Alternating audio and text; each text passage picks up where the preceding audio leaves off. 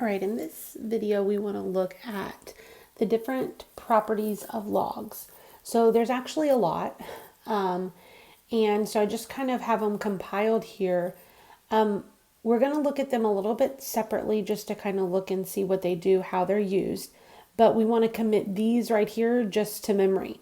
So it's just like you know that 2 plus 2 is 4. So immediately when you see that, you can change 2 plus 2 into 4.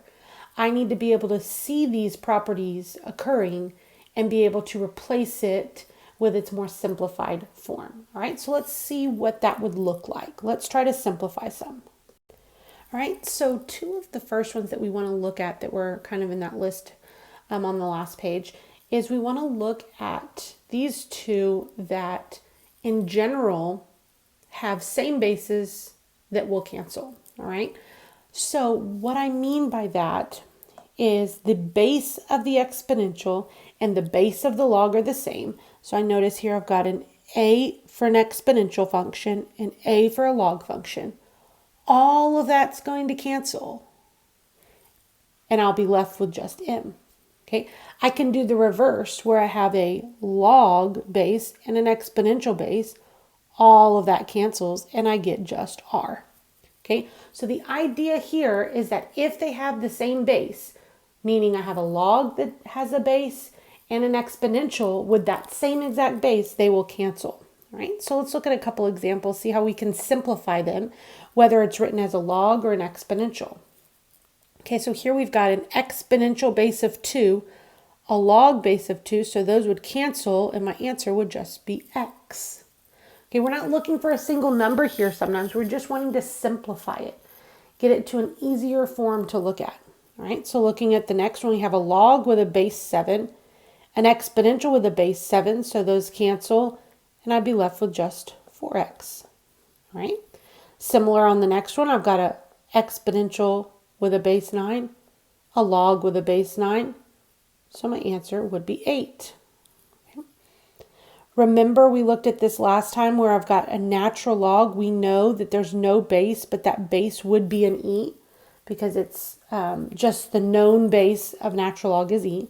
So since I have a natural log with a base e and an exponential with a base e, those cancel and I'd be left with x minus 6. Similarly on my next one here, I've got a log with no base, which we know is a 10. So I have to remember those properties or those just kind of ideas from the other day. So now that I have a exponential function with a base 10 and a log with a base 10, I'll get 9x. All right. So this next one, you're thinking, well, wait, there's no base of 3.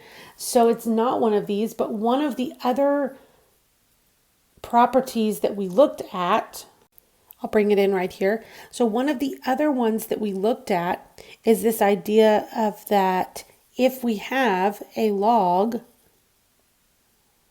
any base, and our base of the exponent is a 1, then our answer is automatically 0. Okay. What that next one would look like, let me just show you here.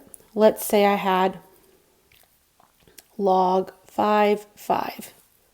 All right, so this property means that I have a 5 and a 5, so they cancel. You're like, oh, there's nothing there. And it's just like in multiplication, when there's nothing there, it's a 1. It's not a 0. I get a 0 on this property here. Okay, when I have a 1 as the base. I get a 1 when the bases match up. Okay, so we also have those two properties there. So again, we want to memorize those properties of same bases cancel. All right, so our next set of properties, they are used to condense and expand logs. Now, these are individually pretty simple, but when you put multiple things together, you got to really think about what's happening. Okay, so we've got the individual properties here, meaning that in a condensed form, so I know that it's condensed when I have only one log. Okay, so here I would be condensed, condensed, condensed.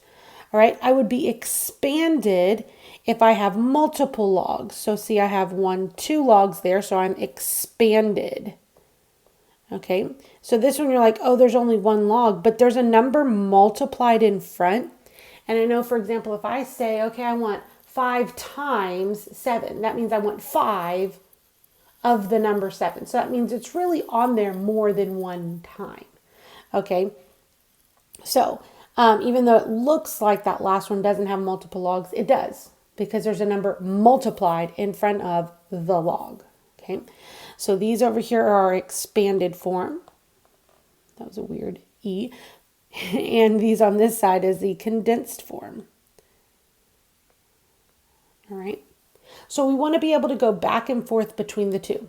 Okay, so just kind of summarizing, if I really think about the operations as easiest to most difficult. So if I think about addition versus subtraction, well, I learned how to add first, so addition must be easier. Same thing with multiplication and division. Multiplication is easier than division typically. So they put the two easy ones together. So in a condensed form, I'm multiplying. And in an expanded form, I'm adding. So addition and multiplication go together. Okay.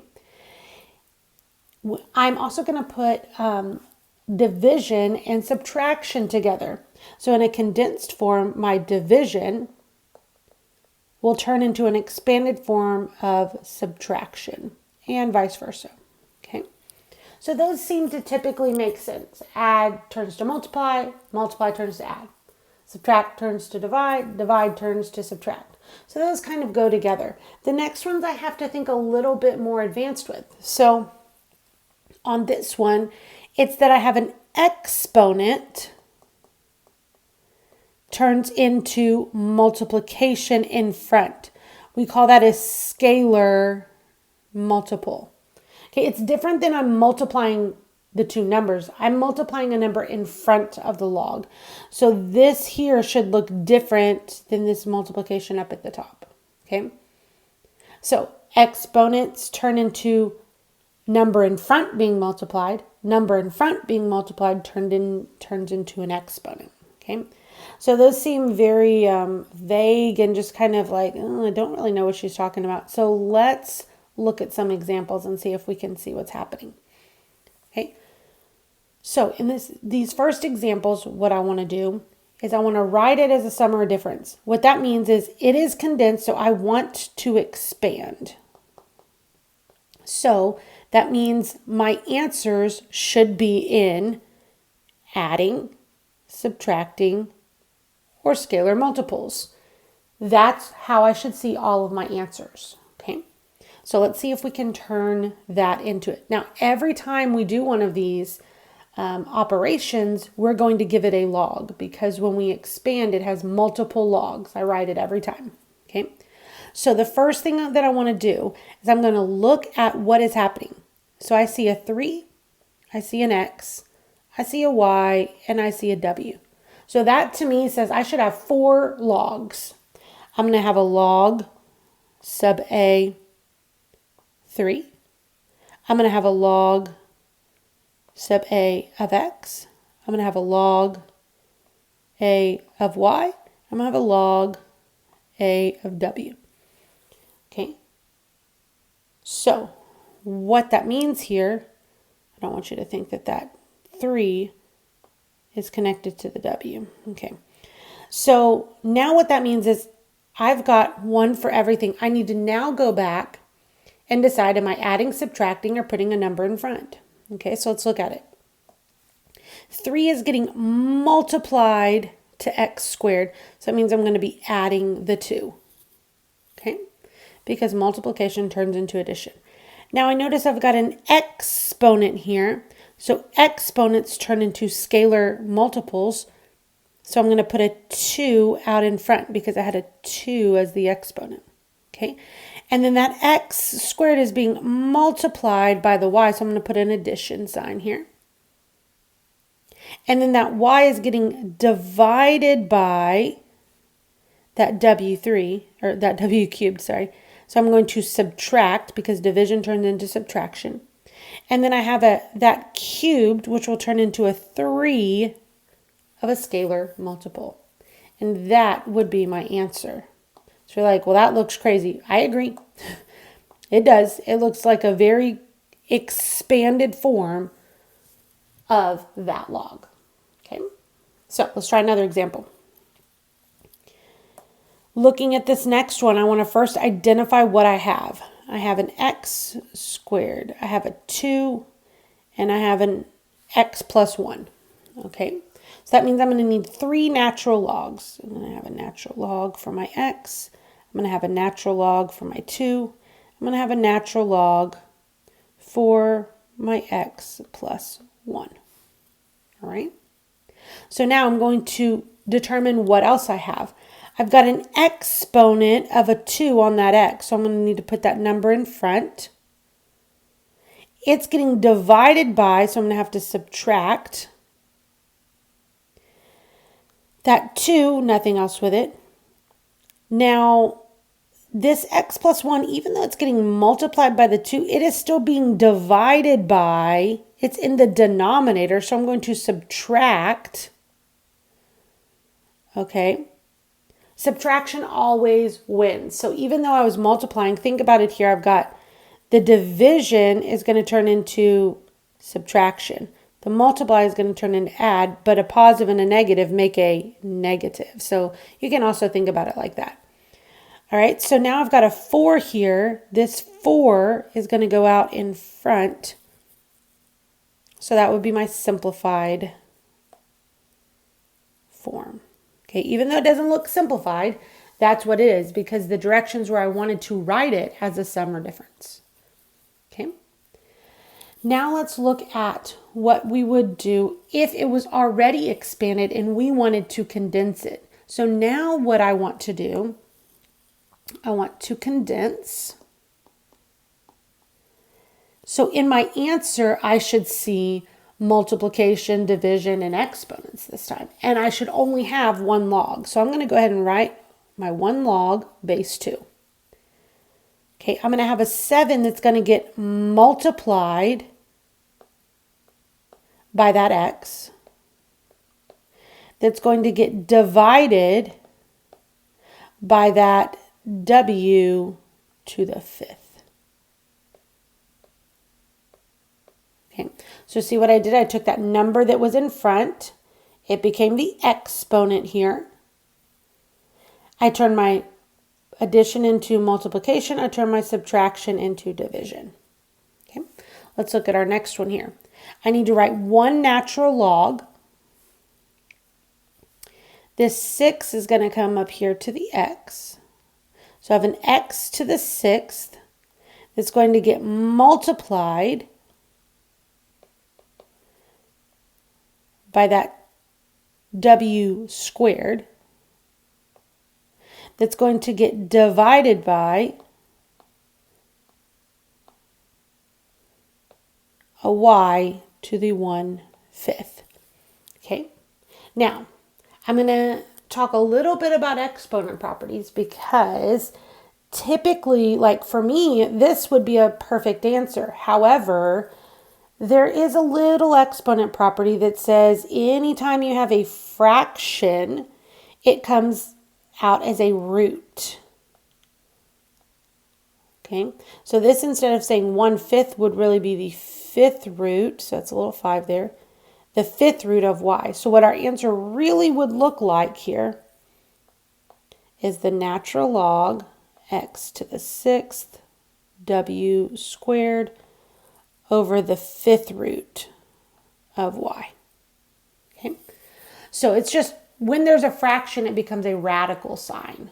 Okay, whatever that denominator is, you put it out in front. So I didn't know if we kind of remembered that exponent property or not. But that's how I'm going to condense and expand those expressions. Expanded form, I should see addition, subtraction, and scalars in front. Condensed form, I should see multiplication, division, and exponents. All right, last but not least, we've got this idea of a change of base. And it's going to seem pretty silly, but it's actually pretty important when we get to the next part of kind of solving, okay? So when I look at this change of base, I can do one of two things. I can use it to rewrite like the properties have, okay? And a lot of times this is what we want. So if they tell me to approximate, what they want me to do is use a calculator. If they tell me that they want me to leave it in terms of log, then what I'm going to do,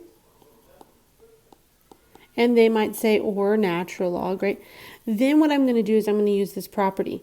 So I'll write it both ways. So you can kind of see I drug in the calculators here. So if I want to leave in terms of log, I'm going to change the base so that they are both written in terms of log base 10. So remember, if there's nothing there, then the base is a 10. So now I have log base 10, 57, divided by log base 10 of 3. Okay, that would be in terms of log. Now I could also approximate that by just typing it into the calculator. So all of our calculators, remember I said you need a scientific calculator, so all of our calculators should have some sort of a log button on them. Doesn't matter really what type you have. If you have any kind of scientific calculator, you'll have one. So I showed the two types of calculators that I have here. So I'm literally just going to type it in, log 57. Now notice in my calculators, it makes me use parentheses. So I'm going to type the top one in parentheses divided by the bottom one in parentheses. And I can approximate this log function, this log expression by saying 3.68. Okay. The next one, if I wanted to write it in terms of log, I'd write log 9 divided by log 7. If I wanted to approximate, I would type it in, log 9 in parentheses divided by log 7 in parentheses, and I can approximate it as 1.13. And typically you round to 2 or 3 decimals. It'll tell you in my math lab if it wants you to do a specific thing, or I'll tell you on the test, or you can just look at the multiple choice. If there's 3 decimals, then I want you to round to 3. Okay, this last one here, if I wanted to leave it in terms of log, I'd write log 4 divided by log 18. If I wanted to approximate it, I'd type it in. Again, I'm just showing you a different type of calculator. I would get 0.48. Right, so change of base is really quick and easy, but we need it because when we go to solving, in the next section, we're going to need to change the base of the log so that we can solve it.